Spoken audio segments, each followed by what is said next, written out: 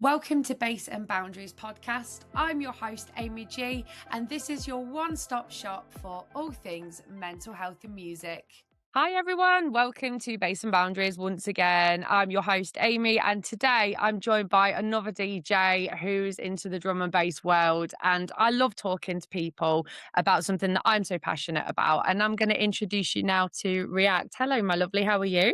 Hello, hello. How are you doing? All right, all right. Tell everyone who you are, what you're doing. Yeah, so I'm React. Pretty new drum and bass producer slash DJ. Um, Mainly make sort of dance floor drum and bass.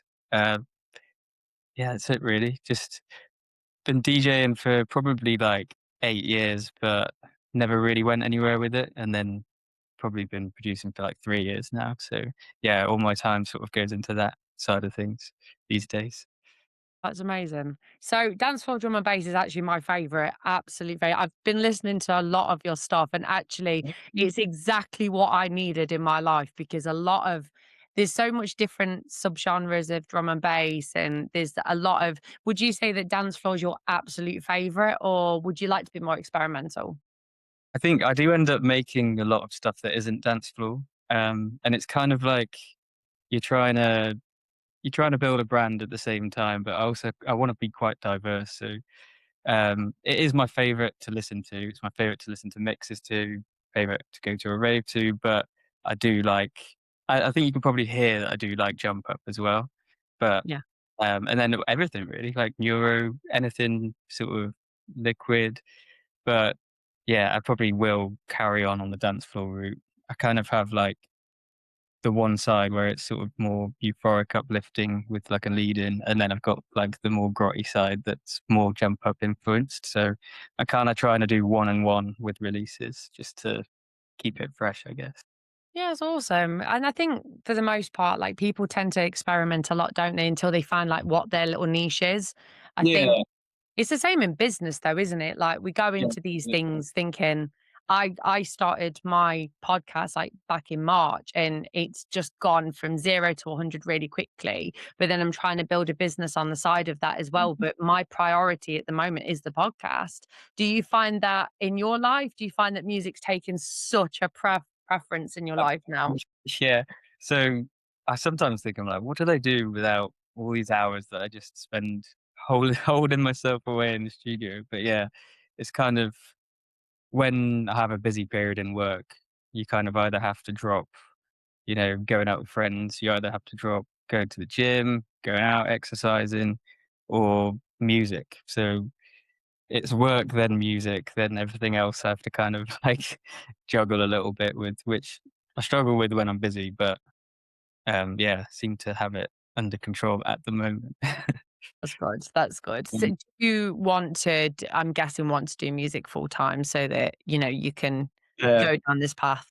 I guess so. I think it's I'm trying not to like aim for that at the moment. I'm just trying to make people aware that I do make music as one and just make stuff that I enjoy because at the end of the day, it's just what I love doing. It's what I can spend hours doing. So I'll always do it, whether people like it or not. So I think if that happens as a byproduct, then that's like going to be the best thing ever.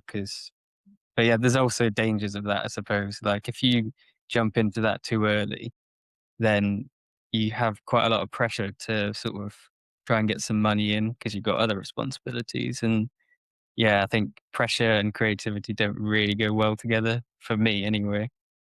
No, and it's something that a lot of people, even with me, like people told me not to do. I quit my job to do this because I was given sort of an opportunity to my contract was coming up and I was like, if I don't do it now, I never will. And Yeah. so I made that decision. I'm going. But then when you leave a job that's stable, pays your wages, pays your wage, you pay your mortgage and all your bills, then you've got the added pressure of trying to get monetized and trying to get money and trying to get out there because if you don't, say like my podcast is part of my brand and Mm, it's really difficult. But I think at the same time, like I've tried so much to just let it happen for what it is. yeah. Um, and I think that's the added pressure with a lot of musicians I've spoken to. They've all got day jobs Mm, because it doesn't pay until you've broke in there sort of thing. So you're not on your own with it. There's so Yeah, many people I going think through it. yeah, at some point, like what you've done, there's probably gonna be a leap of faith at some point. Like, you're never gonna be earning enough straight away. You No, just to take a plunge, I guess. But when that point is, I don't know, it could be like 5, 10 years, but I'm just enjoying getting stuff out there because I think my first release was October 25, so I'm managing to build a little bit of momentum at the moment. So yeah, I'm that's just good. enjoying that, I guess. Well, it worked because I think I found you on TikTok. I think because for the most part, my FYP now is of DJs because my algorithm's like, you're Mhm. scouting. Yeah. I'm going to show you them. And it always makes me laugh because any DJ now that comes up, it will like people you may know. So that's how it came up with you. It's like people you may know. I was like, I don't, but I do now. Like, so Nice. yeah, and it's good because then I get to talk to people that did an interview yesterday with a DJ that's got like quite big names and stuff like that. And then if they watch that podcast and they see you or another DJ and they Mhm. go, "Oh, I could collab with that person." So I feel like I'm sort of the middleman at the moment, and I kind of love that. So You're doing the community a great service by doing looking. my best. Yeah. So, who inspires you? So, who was the driving force for you for going, "I wanna be like that person," if or get Yeah. inspiration? I'd probably say it's changed over time. When I first started producing, it was probably the same as everyone else. It was like, I want to sound like Sub Focus. I want to sound like Wilkinson. I want to sound like Culture Shock, but I still do, obviously. But it kind of morphs, and when you start producing, you start hearing things differently, and Yeah. you find your own sort of ways of doing things and what sort of sounds you like. So now it's probably gone into more like Tantrum Desire, Subsonic, Rover. I think they're probably the biggest influences you can hear in my music at the moment. Anyway, yeah. Rover, I love Rover. Yeah. On some of the drum and bass that I listen to in particular, like some of it's like really sort of light and airy, sort of dance floor. It gets you moving and stuff. But then there's some like, especially like by Rover, where it's absolutely filthy, and you're in your car, you're driving along, you're like, yeah. And people look like I look like I'm in pain when I've got my bass face on. But so people must be driving past me, going, "What's up with her?" Like. Do you find that, like if you're out and about, you've got your music on and stuff, do you feel like I ask this every time to DJs, do you feel music? Like, do you feel it? Yeah, absolutely. Like, I think one certain tracks just have that bounce to them, and you either have the feeling of this is really euphoric and this sort of speaks to me, like the lyrics and like the chords and stuff, and then there's like the other side of it. It's like this has got a bounce. This makes me want to move. So yeah, you do feel it in that sense. Yeah. A lot of people, they don't understand it when I ask that because it's like, for me, um, one that had a chokehold on me was Sub Focus did one. It was that album, I've just clocked it on your back wall. But it was like a couple of the tracks on that, they get you into like almost like a trance-like state, and it's like you're so like engrossed in it. And I say like literally you hold on to like every lyric, every ounce of that track. But some people don't get that. They just listen to it and it doesn't exist in that Mhm. Yeah, mindset. there's like the difference between people who absolutely love music and it's at the center of their lives, and then people who have it as sort of like a pastime, I guess. Um, but back to what you were saying on that Sub Focus album, that last track, Fade. Sort of, I listened to it the first time, I was like, that's pretty good, and then you listen to it again, like, wow, this is really good, and you just feel yourself waiting for that second drop, and Yeah. the song that you really feel. It's yeah, pretty powerful. I had that recently with Andromedic and Arcando. They did a track called Hold Me in Heaven. Yeah. We heard probably the pre part of it for before the drop for a long time, and then when they released it, it's that anticipation to hear the whole thing, and when I heard it from start to finish, like, I hold on to that because it was like, "Wow." Like, I mean, I actually messaged Arcando, I was like, "You absolutely smashed that one because that was incredible." And, and it's nice to kind of, like, speak to DJs about why they do what they do, like what's got them into that place. Was like for drum and bass, has it helped your mental health? Because that's a big part of my brand, is to talk about mental health, how music has inspired you, how has it been a positive sort of element in your life? Yeah, so absolutely, like, really positive for mental health. So, I've got ADHD, so whenever I'm trying to do anything like cleaning or cooking or anything that I just really don't wanna do or find it difficult to do, I'll always put music on, whether it is drum and bass or something sort of more relaxing or anything like that. And then on the other side of it is it's probably music production is probably one of the only things that I can focus on every single time without fail for hours on end. And I suppose I didn't really have that before. Like I wasn't able Mm. to just pick something up and do it. But now I've got something where I'm like, oh, I know I can spend 4 hours on this track without any problem. So yeah, that's a positive impact of music. Yeah. You know, it's a fun fact, a lot of DJs have ADHD, and I'm kind of at the moment, I'm kind of looking into it, like, where's the psychological aspect of that? But I think I figured it out. So I've got it as well. I was diagnosed with it 3 years ago, and drum and bass calms me down. And Yeah. people think that's dead weird, but, like, I couldn't drive in silence. I Hmm. couldn't do it because I can't concentrate. It's a really bizarre thing. So apparently, like, the bass and it's kind of like the rhythmic kind of 175 BPM and all that. It's kind of like, I read somewhere it's about, like, when a baby's in utero, their heart rate's about 150, 160 Oh, BPM, and it's like a psychological thing. But that's also it's the impact that it has on the brain. It releases dopamine. It's because it's a high intensity thing. It's yeah, I'm not very good at explaining it, but when I was reading about it, I went, "That uh, makes sense. That yeah, makes sense." yeah. And, like, I think also with drum and bass, there's always such new sounds that you possibly haven't heard before. Yeah. And I always find, like, when I'm doing sound design, if I can make something that you can't quite make with your mouth, if that makes sense. If you can make Yeah. something that you can only hear in your head and you can't replicate it, then that's gonna stick with someone. It sticks with me. There's so many sounds where I'm like, "Wow," like, you just can't, like, replicate it in your head without listening to it again. So I think that Yeah. like addictive thing, there's like a dopamine hit from that. Going to raves is one that a lot of people find that dopamine hit. Do you go to them? Do you enjoy it? Yeah, I'd probably say less so now just 'cause life, getting older, but yeah, always been to raves and, yeah, you just it's always especially like festivals, it's always Yeah. everyone's having a good time. You're in the sun and you feel the bass in your chest. It's like, "Oh, In perfect." the chest, yeah.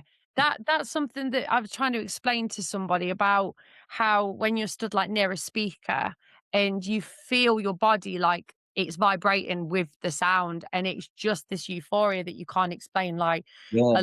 there's a massive I mean, I found it on TikTok. There's a great big community now for solo ravers, and I'm part of that group because I go to raves on my own, and you just make friends when you get there, you know? And a lot of people go now sober, and that's something that is incredible because if you go to the average Joe that doesn't listen to drum and bass and you say, "Oh, I'm going to a rave," they're assuming you're on substances straight away. And I Yeah. just think there's such a stigma attached to that. And it really frustrates me. So, in my old job, they'd say, "Oh, what are you doing this week?" "Oh, I'm going to a gig, going to a Yeah. concert." Because you don't dare say you're going to a flaming rave because you'll be Doesn't sacked. Do you know what I mean?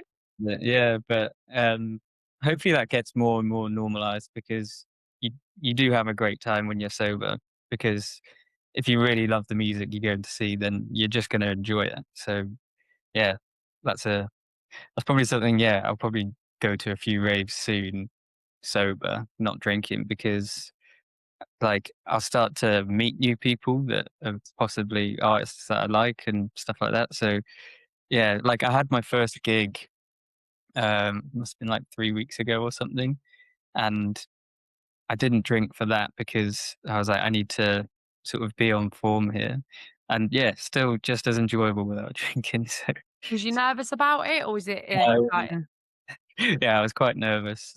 Like, you can do all the prep and everything, like, I had my set really mapped out, and, I think that's also sometimes a bit of a problem because you make one mistake that maybe, like, you cued something late, so you have to, like, improvise, and you're like, "Oh, this isn't going to plan." So yeah, it's probably something that I'm gonna have to try and adapt to and just maybe not plan everything so much. Mm. But yeah, I was happy with how it went for my first one. So yeah, hopefully get some more gigs soon. I think I've got one in August, but they're all just sort of quite small ones, which I appreciate at the moment because I just need the practice. Like it's Yeah. completely different DJing in your bedroom to I don't think it's the people that's the problem. It's more like the environment. Yeah. 'Cause you're so used to doing that thing in that environment in this room. And then I go to this different environment and like the booth speakers were so loud and my headphones that I had they're not like noise cancelling. They're kind of more production headphones. So I couldn't really hear what I was Oh, queuing in. no. I was like Okay. really cranking it up and it was just like pounding my ears and I was like, this can't be good for my ears. Uh, Uh-uh. I'm usually pretty like protective over them just because I don't know what I'd do if I couldn't produce music basically. Yeah, I have tinnitus and it's No. only a low sort of hum now. It's got better over the years, ironically, but when I go to raves, I have to wear ear protection now. Yeah. And I went to a rave back in February. I forgot my headphones. I was on the front row.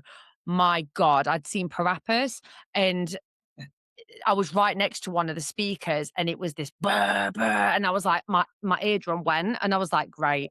No. Freaking marvelous. The next day, I couldn't hear out my left ear, so I highly advise to anyone listening, if you're going to a rave, take some ear protection I because you're agree, gonna need yeah. it.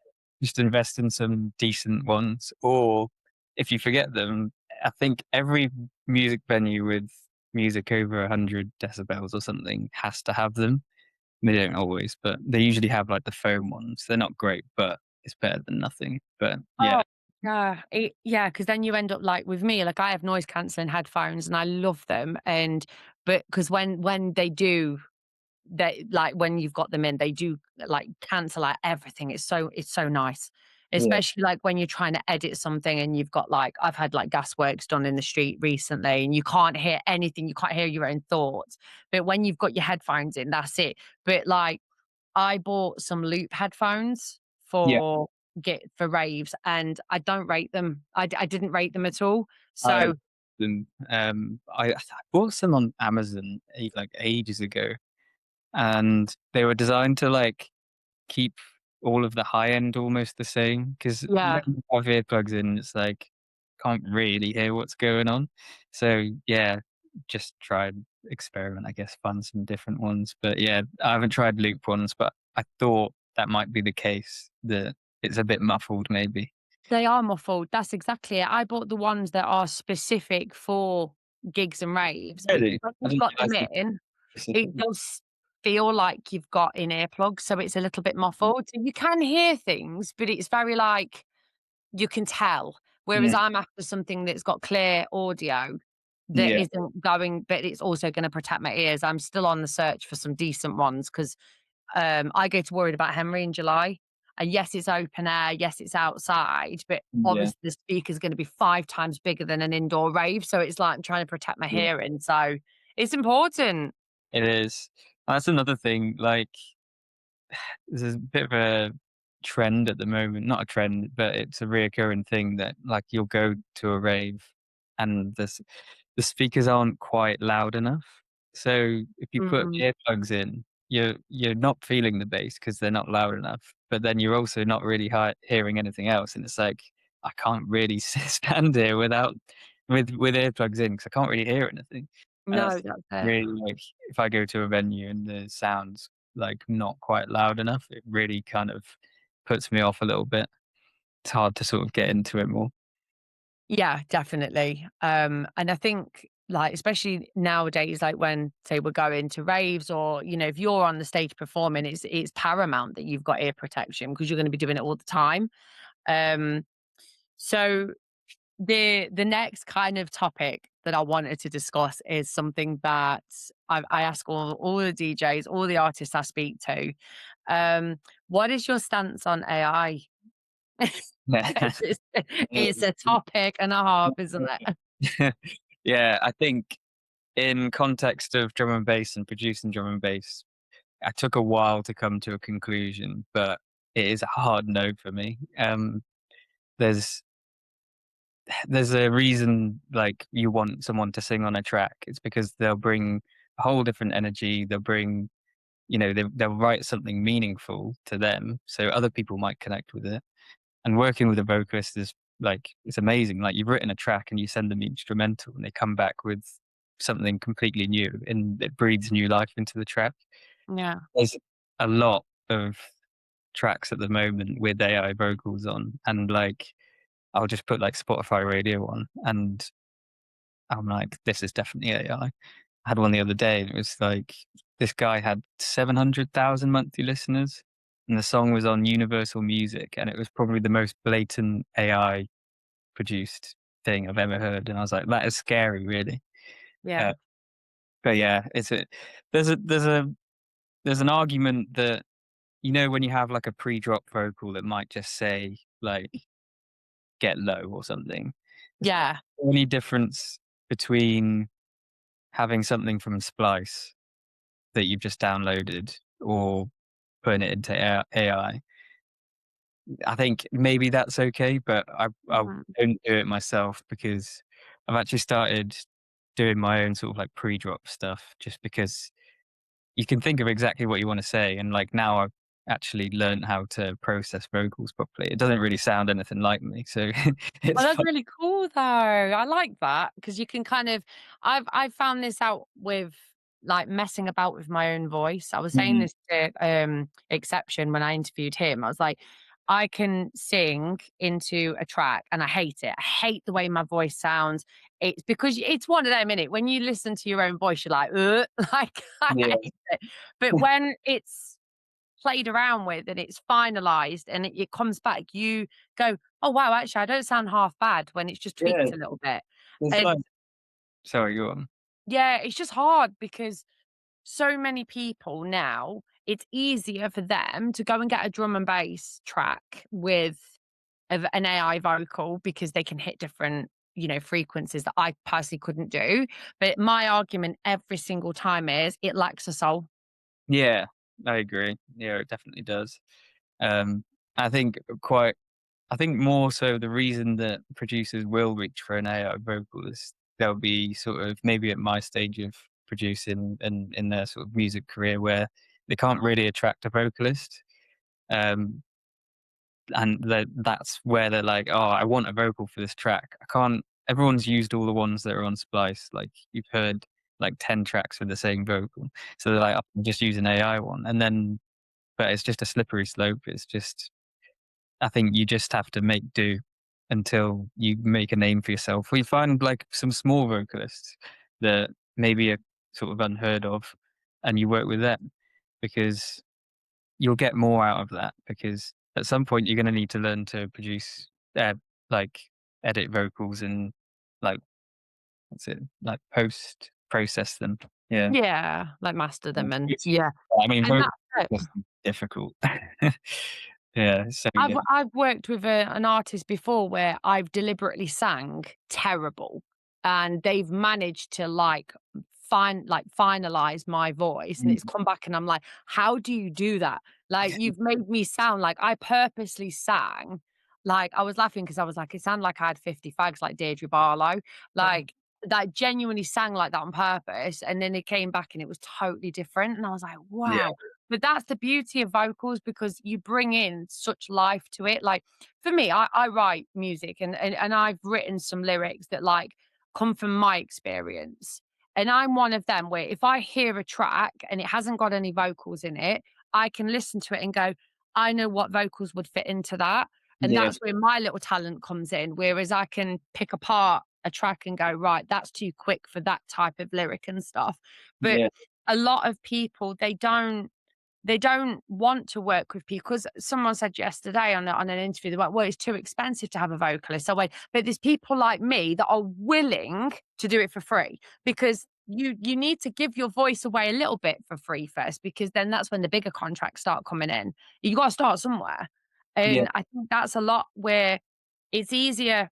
I was doing it earlier, messing about on Suno, and I typed into Suno because I was trying to experiment with it because I'm thinking like, when someone's created a track, I can hear it's been produced.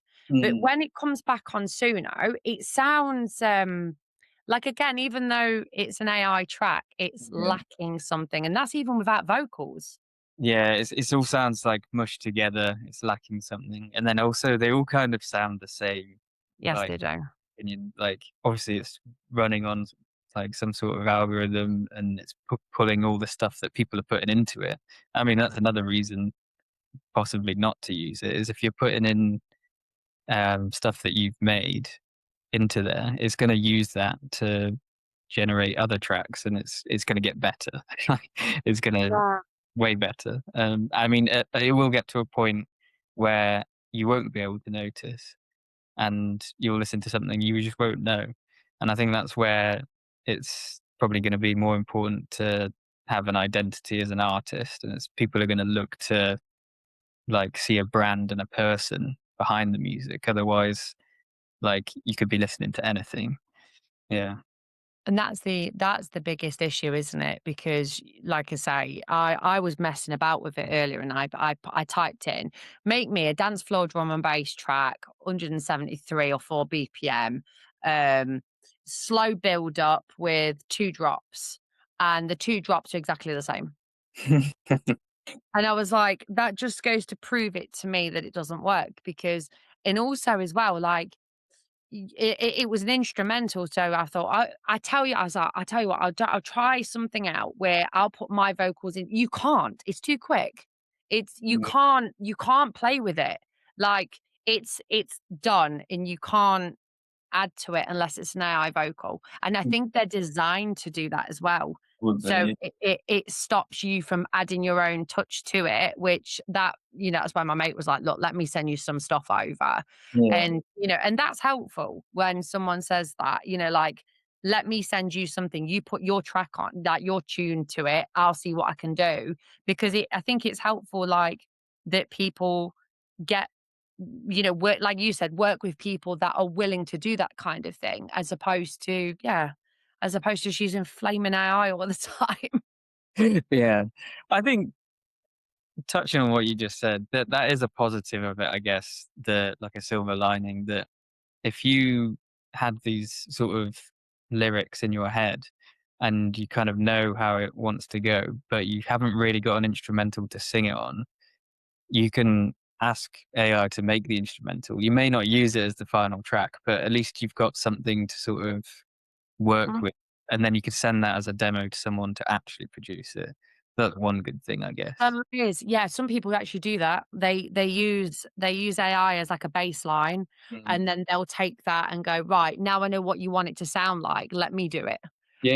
And I like that. I think that works because a lot of tracks, I suppose, have been born out of that. But one thing, as like I say, a consumer of drum and bass, I've noticed is that, like, I'll hear a certain sort of, like a piano sound or whatever, and then I'll listen to another song and go, "That sounded like that song." They Yeah. sound very similar. Is all of, like, does, like, on Splice and stuff like that, are they all sound packs that are kind of all similar, or because they all sound very, very, very similar? Yeah, I think there's so much on Splice and stuff like that that you don't need to use the same samples, but you will find people using the same ones because it sounds good, so they'll use it. So there's a chance that it is the same sample. Another thing as well is the like like a bass sound, for example. So people, sound designers, professional sound designers will sell like sounds that come out of a synthesizer like Serum 2, and they'll have them like ready to go.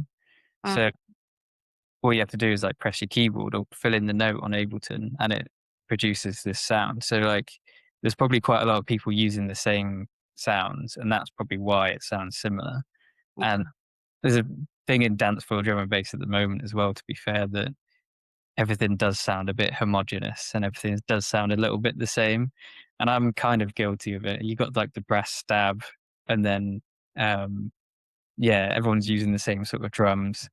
It gets a bit stale, but everyone wants to sound like that, and that's fine. But that's where I'm trying to find my niche, I guess, and just try and sound a little bit different. But at the end of the day, it is a genre, and that's what it sounds like. So Yeah.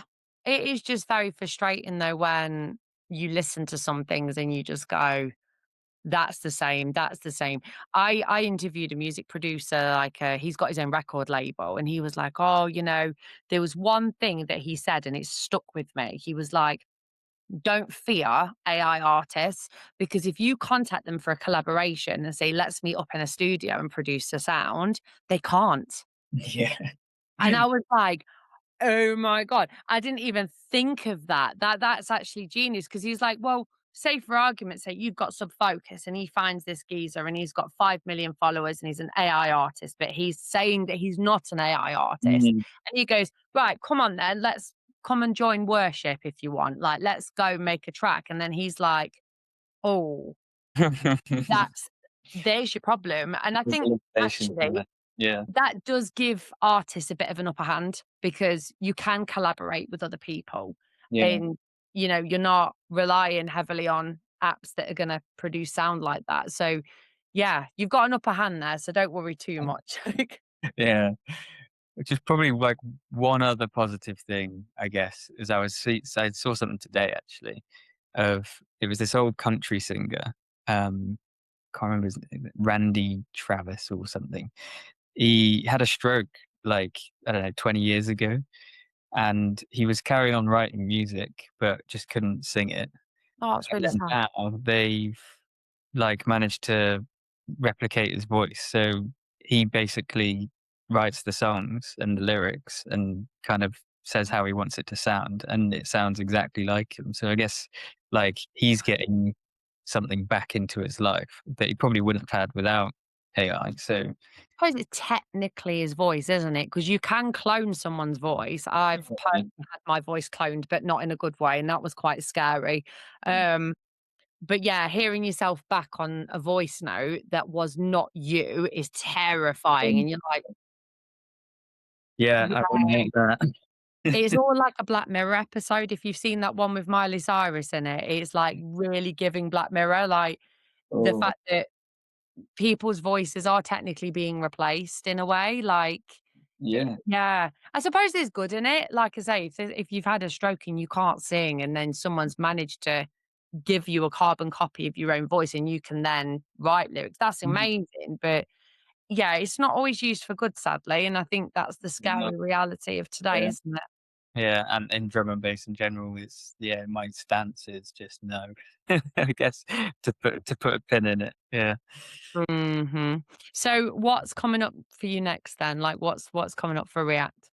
So I've got my next single coming out on next Friday. Yeah, so that one's called Electric. It's Nice. pretty as well, it's actually the first song using vocals. Um, apart from "Speaker's Gonna Blow" was my own vocals, so but it was first time like, using female vocals, I guess. It's probably my favorite one I've ever made, so I'm pretty excited about it. But other than that, I've just been working with some other artists on some collaborations. Probably got, like, 4 or 5 of them on the go that are nearly ready. So just, like, trying to line up. I wanna have something coming out every month, but it's not always feasible really when Mm. working with, like, you gotta send something off to the label, they take a while, they come back, and then, yeah, maybe it's a no, and then you gotta send it to someone else, so, yeah, it's the admin side of it, I guess, at the moment, trying to figure out what's coming out and when. Um, yeah. How do you deal with no's? Like, if you send off something and then they go, "No," how do you deal with that? Do you let it bother you or do you just move Yeah. on?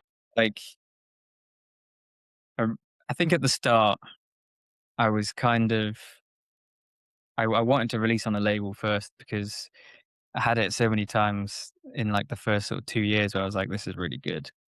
And then I'll come back to it, like, 2 weeks later, and I'm like, "This isn't really good." So I wanted that validation, I guess, like, the first time round. And you get a couple of no's, but eventually it's a yes. And then, um, since then, I've kind of really don't mind getting a no. Mm. 'Cause I think it's just more confidence in yourself that you like that track and you know it sounds good. Or I've sent it to some other producers and they're like, "Yeah, that's good."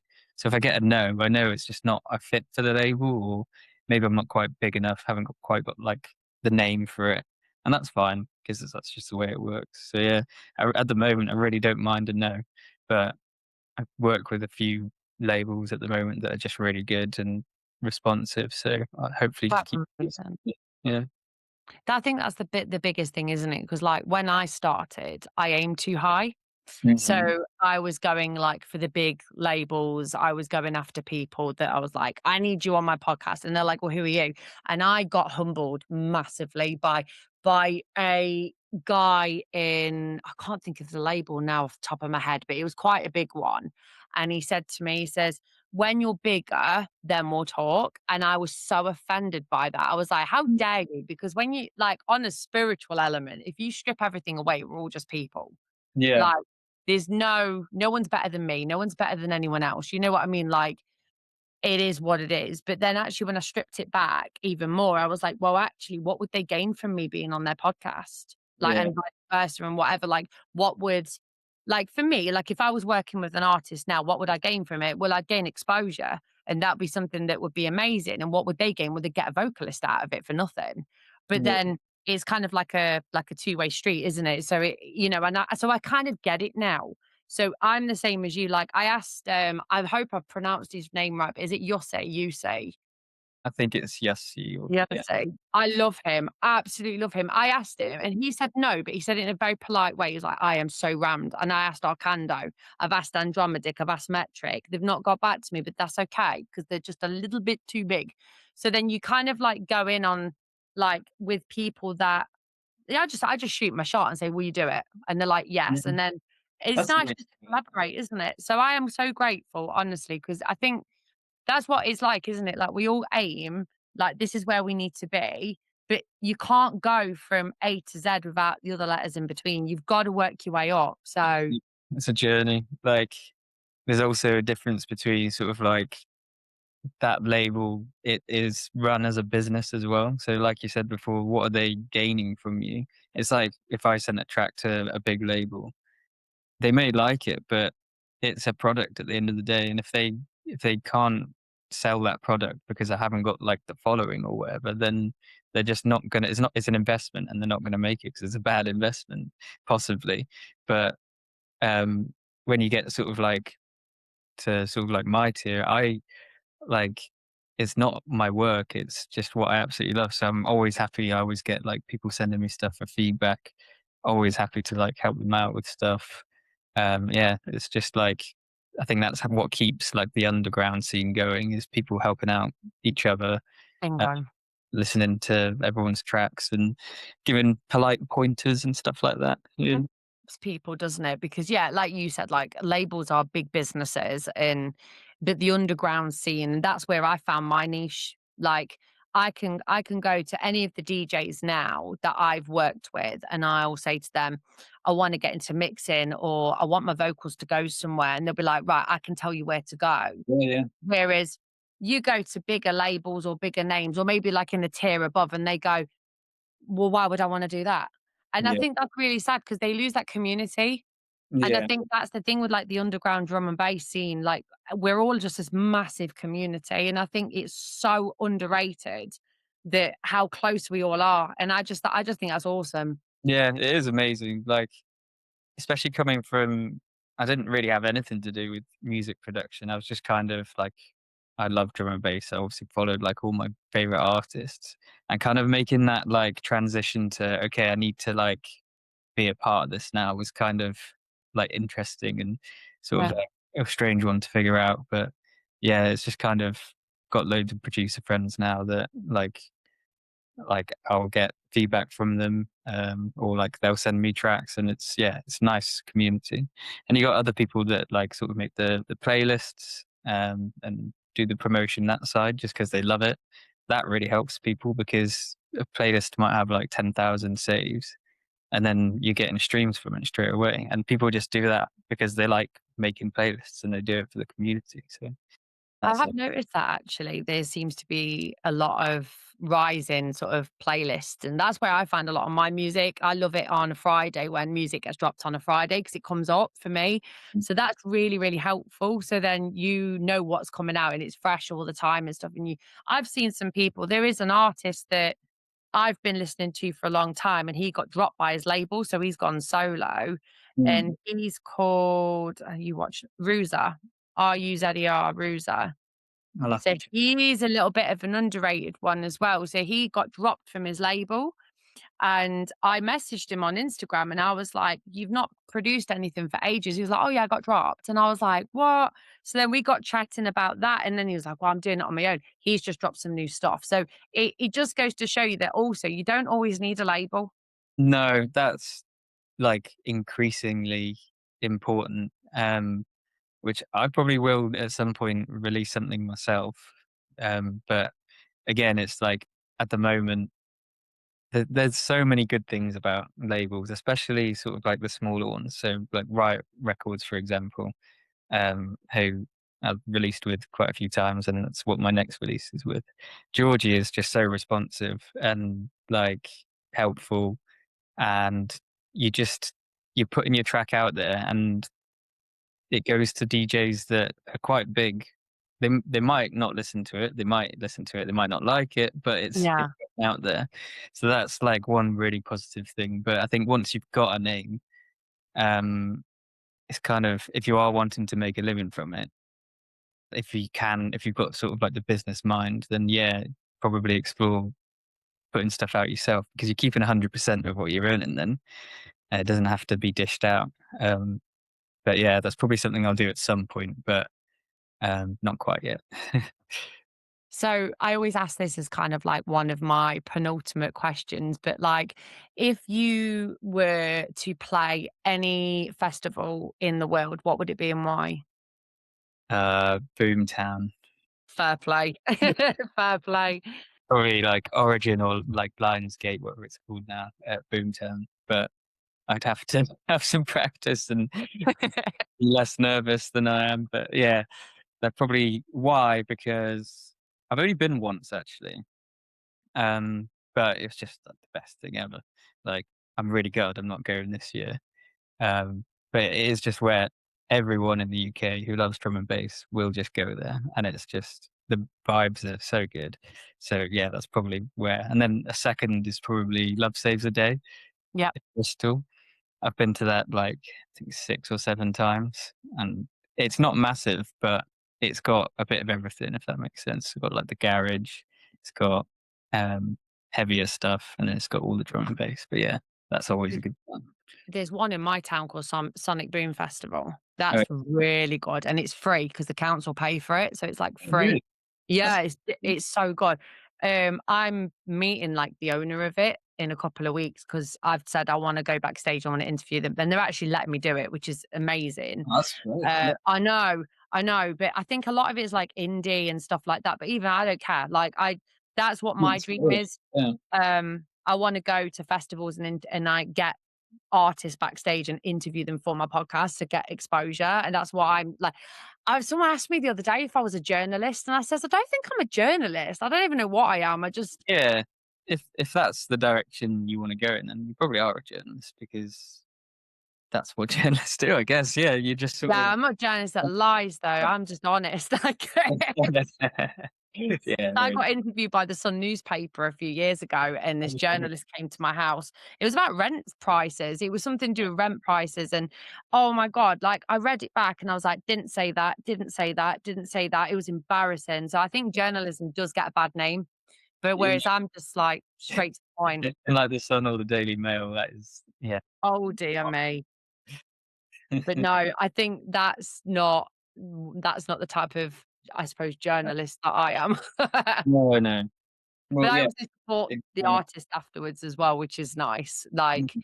just keeping in touch with people, like, earlier on, I was listening to I was in a drive-through earlier on, and I've got on one of my mate's tracks, and I put it on my Instagram story, and they reposted it, and it's just nice just to, like, keep that rapport up, so it's Yeah, awesome. yeah, yeah. Yeah, it's like I've never, like, had so many people, like, new in my life, do you know what I mean? Like, I've got, like, my really close friends, and I've got, like, other friends, but it's like, well, I'm, like, meeting loads of new people all the time. It's quite interesting really because you meet so many interesting people. Yeah. See, I get a lot of burnout from it, though. Do you get burnout? Not like social burnout, to be fair. It's like sometimes I'll go out thinking I'll be really sociable, but like I'm just there's nothing there. But it's not that I'm burnt out, it's just sort of like, yeah, have an off day, I guess. But generally I'm quite um I wouldn't say I'm an extrovert, but like socially possibly, yeah. Just quite like talking to people and I getting think yeah.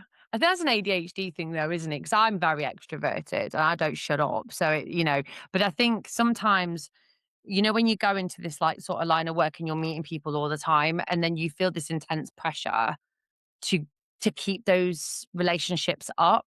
And I think that's what I struggle with because, like, someone messaged me the other day, supposed to have met for a coffee 2 weeks ago, completely forgot about it. And I was like, oh, I've just been locked in my bedroom doing my podcast. And she was like, don't worry about it. But then I'm like, now I have to keep that relationship up when actually my primary focus at the minute is getting these podcasts out. And I think you kind of become like almost like cabin fever getting locked in your mm. bedroom because you're like, I need to get out of Yeah, this. I'm kind of the opposite really, like, that's why I didn't wanna say I was an extrovert. I just quite like being on my own in my studio. I think I could spend a week in here without, like, getting insane, and then I'd probably be like, "Okay, I need some air." But yeah, I do love just, like, holding myself away and, like, making something from scratch. It's probably my favorite thing to do other than, like, going out and meeting friends and stuff like that, but yeah. You get frustrated when, if you're like starting a track from the beginning and it's not sounding the way you want it to, does that drive you to do better or does it get really frustrating? Yeah, like, there was a lot of frustration, like, the first 2 years because even when you get to the end of doing a track, it's like, it doesn't sound anything like I want it to. I know the idea is good, but it's just not right. But now it's more like I've kind of changed how I make stuff because I realized that all good tracks have, like, a hook and, like, a call and response or something that people will remember. So I'm Mhm. kind of at the start, like, looking for that and trying to make that, and I'll kind of loosely make the track and it won't sound very good, but it's quite hard to get out of a loop sometimes. Even if you've made the perfect loop, it's like, okay, how do I make it into a song? So I'm trying now to just make the song and then like go into the production afterwards. It kind of seems to work, but yeah, so I don't really get frustrated anymore. I get frustrated at the end when like I'm mastering something and I've got a deadline and I just can't get it right. Well, that's been stressful recently, but yeah. Yeah, I can imagine, especially if you're on a deadline, definitely. Yeah. Just don't throw it into Suno, they might take it. Yeah. Give it to someone else. No way. Oh, honestly, it's been an absolute pleasure speaking to you about Yeah, just you like too. live music and I'll obviously put all your socials in the description and obviously everyone should go and listen to you because I've been listening to you. You're amazing. So You very kind. Yeah. I'm just glad people are listening now. they're listening. Thank Yeah. you so much. All right. Thank you. Thank you so much for listening, guys. You can find my podcast every Tuesday and Thursday, and don't forget to follow me on all social media platforms. See you next time.